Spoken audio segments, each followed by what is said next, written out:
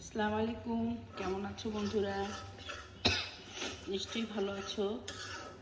মাংস খাওয়ার পর্ব তো শেষ করে ফেলেছি গতকাল থেকেই।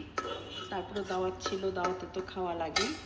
তা আজকে আমি একটু কই মাছ দিয়ে কাঁচকলার ঝোল রান্না করব। তো এটা খুব একটু পছন্দনীয় একটা তরকারি।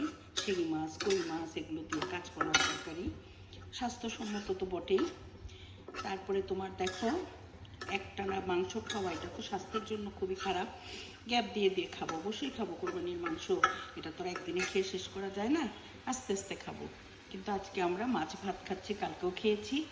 তো এই যে দেখো, কই মাছ দিয়ে আমরা মানুষ তো অল্প, দুজন মানুষ তিনজন মানুষ খাই, একটু একটু করে রান্না করে খাই। আর আমার বাসায় খাওয়া একদম চলে না। আগের দিনের তরকারি পরের দিন কেউ খাই না, তাই একদম হিসাব করে রান্না করি। কড়াই ভর্তি ভর্তি রান্না এই জন্য হয় না, গেস্ট ছাড়া। গেস্ট আসলে হয়, এছাড়া হয় না। আর এখানে দেখো, পাবদা মাছের ভুনা করেছি। পাবদা মাছ ভেজে, একটু হালকা ভেজে এতো পেঁয়াজে করেছি। কই মাছ আর সাজনা দিয়ে ডাল রান্না করেছি, ওটা দেখানোর প্রয়োজন মনে করছি না।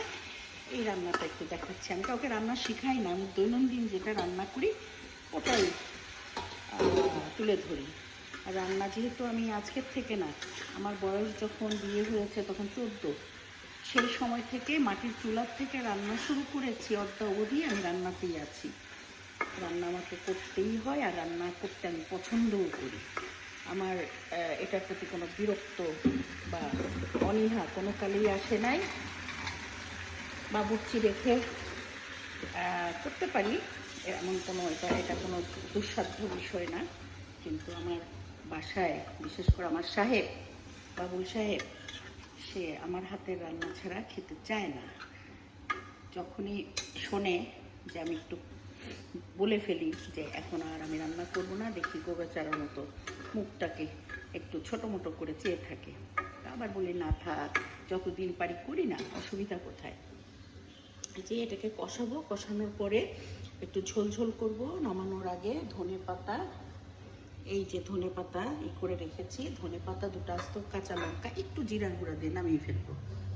আর এই যে দেখো, পাবদা মাছ দো পেঁয়াজা করেছি। আজকের থেকে মাংসকে আসসালামু আলাইকুম।